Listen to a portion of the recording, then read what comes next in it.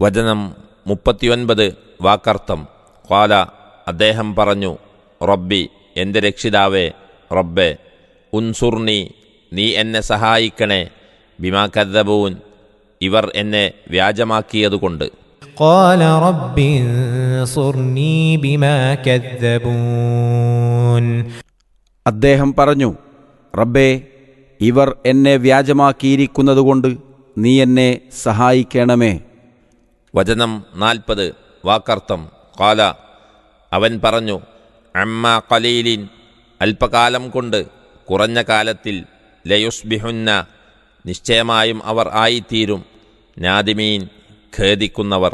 ഖാല അമ്മാ ഖലീലിൻ ലയുസ്ബിഹുന്ന നാദിമീൻ അവൻ അഥവാ അല്ലാഹു പറഞ്ഞു, നിശ്ചയമായും അല്പകാലം കൊണ്ട് അവർ ഖേദിക്കുന്നവരായിത്തീരുന്നതാണ്. വചനം 41 വാക്കർത്ഥം.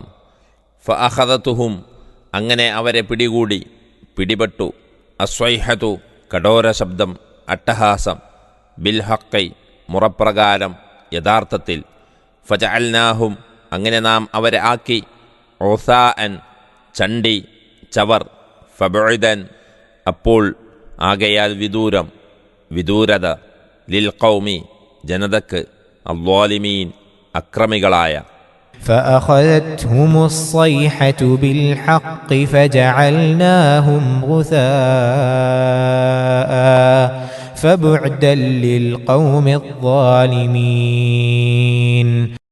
അങ്ങനെ നീതി മുറയനുസരിച്ച് ആ കഠോര ശബ്ദം അവരെ പിടികൂടി, എന്നിട്ട് നാം അവരെ ചണ്ടിയാക്കി നശിപ്പിച്ചു കളഞ്ഞു. ആകയാൽ അക്രമികളായ ജനതയ്ക്ക് കാരുണ്യത്തിൽ നിന്നും വിദൂരത. 39 മുതൽ 41 വരെയുള്ള വചനങ്ങളുടെ വിശദീകരണം. കഠോര ശബ്ദം, അട്ടഹാസം, പെട്ടെന്നുണ്ടാകുന്ന ഭയങ്കരനാശം എന്നിങ്ങനെ അർത്ഥങ്ങളുള്ള പദമാണ് സ്വൈഹത്ത്. ആദ് സമുദായത്തിന് ബാധിച്ച ശിക്ഷ എന്തായിരുന്നുവെന്ന് ഈ പദം കൊണ്ട് സ്പഷ്ടമാകുന്നില്ല. ജിബ്രീൽ അലൈഹിസ്സലാത്തു വസ്സലാം വമ്പിച്ച ഒരു ശബ്ദമിട്ടത് മൂലമാണ് അവർ നശിപ്പിക്കപ്പെട്ടതെന്ന് പല മഹാന്മാരും പറഞ്ഞു കാണുന്നു. ഭൂകമ്പം പോലെയുള്ള ഒരു പൊട്ടിത്തെറിയായിരുന്നു അതെന്നും ചിലർ പ്രസ്താവിക്കുന്നുണ്ട്. അള്ളാഹുവിനറിയാം. 31 മുതൽ ഇതുവരെയുള്ള ആയത്തുകൾ സ്വാലിഹ അലൈഹിസ്സലാത്തു വസ്സലാം നബിയെയും അവരുടെ സമുദായമായ സമൂദിനെയും കുറിച്ചാണെന്നും ചില വ്യാഖ്യാതാക്കൾ അഭിപ്രായപ്പെട്ടിരിക്കുന്നു.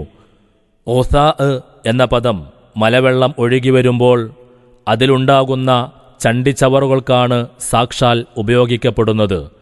എല്ലാവരും ചത്തൊടുങ്ങി ഛിന്ന ഭിന്നമായി പോയി എന്നു സാരം. ബുഅദൻ എന്നാൽ ദൂരം, അകലം എന്നൊക്കെയാണ് വാക്കർത്ഥം. അള്ളാഹുവിൻ്റെ കാരുണ്യത്തിൽ നിന്ന് വളരെ അകലപ്പെട്ട് ശാപകോപങ്ങൾക്ക് പാത്രമായ ദൗർഭാഗ്യത്തെയാണത് കുറിക്കുന്നത്.